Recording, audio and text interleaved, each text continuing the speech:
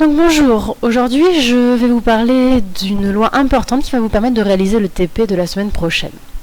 Cette loi, c'est la loi de Beer-Lambert. Elle relie l'absorbance d'une solution colorée à sa concentration.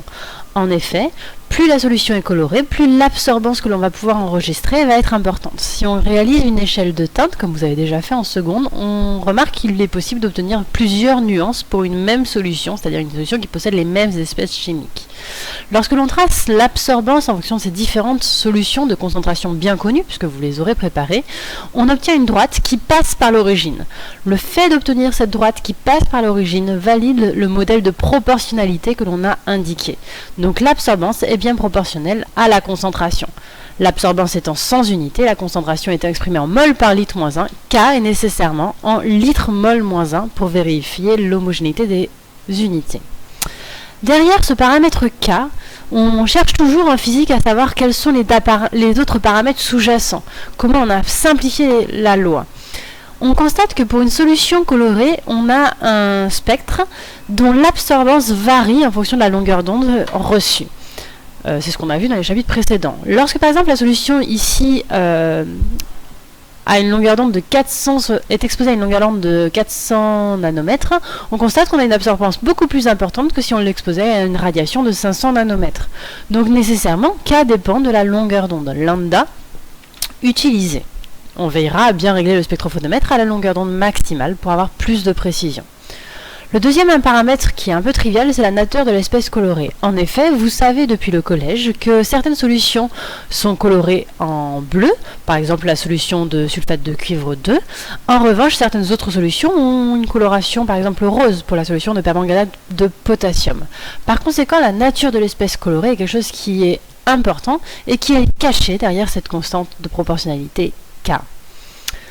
Un troisième paramètre qui est plus délicat à montrer est le paramètre lié à la température. Ce paramètre de température justifie qu'une solution prend une teinte différente suivant la température du milieu dans lequel elle est placée.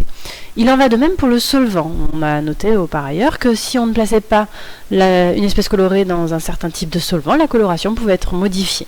Enfin, le paramètre qui nous intéresse, nous, généralement, physiciens, c'est le paramètre de longueur de la cuve. En effet, lorsqu'on regarde l'absorbance d'une solution, on regarde la capacité de la lumière à traverser une solution et à être absorbée. Cette longueur de cuve, elle, est très importante. En général, on utilise des cuves d'1 cm sur 1 cm, mais ce paramètre de cuve pouvant être modifié, il est caché derrière cette constante de proportionnalité K. De ce fait, la loi de Beer-Lambert que je vous présente ici est une loi de Beer-Lambert simplifiée, la loi de Beer-Lambert complexe, faisant intervenir ce qu'on appelle un coefficient d'extinction molaire noté epsilon lambda, qui regroupe les paramètres de longueur d'onde, d'espèces colorées, de température et de solvant. Ce paramètre de coefficient d'extinction molaire va donc nous permettre de réécrire la loi de Beer-Lambert dans une précision beaucoup plus importante. Par exemple, l'absorbance est égale au coefficient d'extinction molaire fois la longueur de la cuve fois la concentration molaire. L'absorbance étant toujours sans unité, la concentration étant en mol par litre, la longueur de la cuve étant souvent exprimée en centimètres, epsilon lambda étant litre, mol moins 1, centimètre moins 1. On veillera donc à regarder les données de epsilon lambda quand elles nous seront fournies. Si elles ne nous sont pas fournies, on utilisera de préférence la loi de Beer-Lambert simplifiée, sachant qu'on peut très bien identifier K comme étant epsilon lambda L. D'accord ? Donc selon l'exercice, on veillera à utiliser l'un ou l'autre de ces deux modèles caractérisant la loi de Beer-Lambert. La limite d'application de cette loi de Beer-Lambert, c'est qu'elle ne s'applique qu'à des solutions colorées. Donc la loi de Beer-Lambert ne pourra être utilisé que si des solutions sont colorées.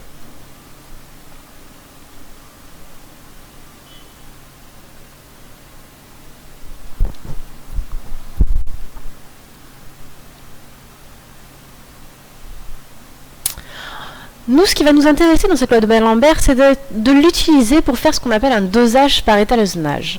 Le dosage, ça signifie qu'on cherche à déterminer la concentration, ou plus précisément la quantité de matière d'une espèce chimique en solution. On cherche donc à savoir combien de mol il y a dans un litre d'une solution donnée. Le fait de doser par étalonnage signifie simplement qu'on va exploiter une courbe d'étalonnage ou une droite d'étalonnage dans notre cas ici, que l'on aura obtenue au préalable. D'accord? L'avantage de ce dosage par étalonnage, c'est que c'est une méthode non destructive. On utilise la solution telle qu'elle, mais on la retrouve sans modification à la fin de ce dosage. On verra que c'est une méthode très différente de ce que vous verrez en terminale, concernant par exemple ce qu'on appelle des dosages par titrage, qui permet de doser d'autres solutions par d'autres méthodes plus chimiques, où les espèces à doser interviennent dans une transformation chimique. Nous, on se contentera dans un premier temps de ces dosages par étalonnage.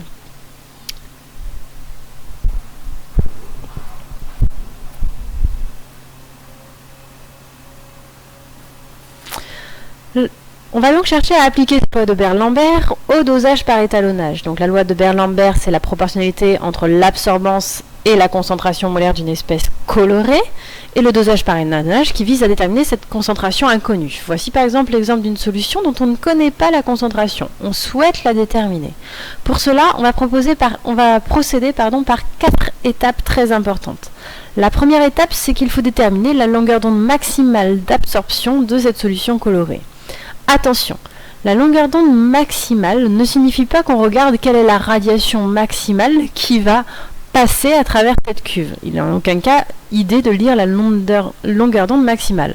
Ce qu'on regarde, c'est pour quelle absorbance maximale on a une longueur d'onde donnée, qu'on appellera lambda max.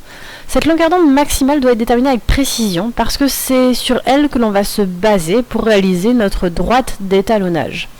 En effet, le spectrophotomètre va pouvoir être réglé pour effectuer toutes les mesures suivantes à cette longueur d'onde maximale.